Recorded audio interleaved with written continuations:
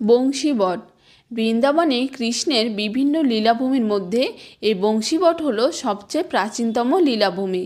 বাল্যকালে বৃন্দাবনে যমুনা নদীর তীরে গোচারণে এসে কৃষ্ণ ও তার সখারা এই বংশীবটের তলে বসেই বিশ্রাম নিত, একসাথে বসে ভোজন করত।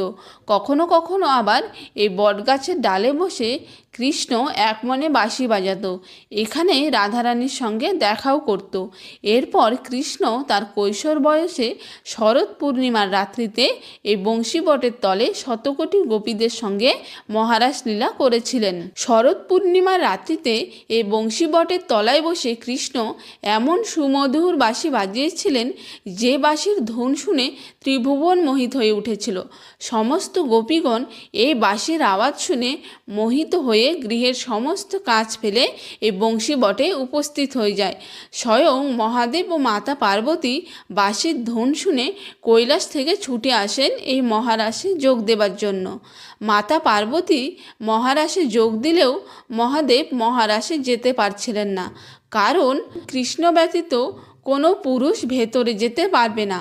দ্বাররক্ষক ললিতা বিশাখার উপদেশে মহাদেব তখন যমুনায় স্নান করে গোপীরূপ ধারণ করে এ মহারাস লীলায় প্রবেশ করেন।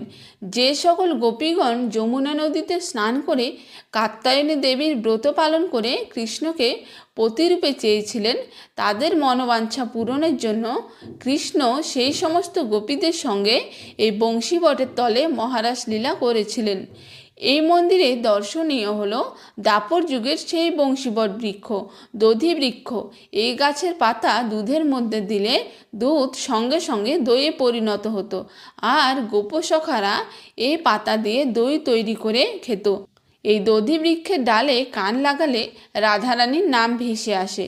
চিত্রপটের মাধ্যমে মহারাস লীলা দর্শন, মহাদেবের গোপীরূপ দর্শন, ভগবান কৃষ্ণের কুলগুরু গর্গাচার্যের দর্শন, বেদব্যাস সুখদেবকে যে স্থানে ভাগবতের রাস পঞ্চ অধ্যায় শ্রবণ করিয়েছিলেন সে স্থান দর্শন, অষ্টসখীর চরণচিহ্ন দর্শন, চারুশীলা সখী নামে হনুমানজির দর্শন, মহাপ্রভু ও অষ্টগোস্বামীর বৈঠক, মধুপণ্ডিত ও পরমানন্দের ভজন কুঠির ও রাধা গোপীনাথের প্রকটস্থল এই বংশীবটে।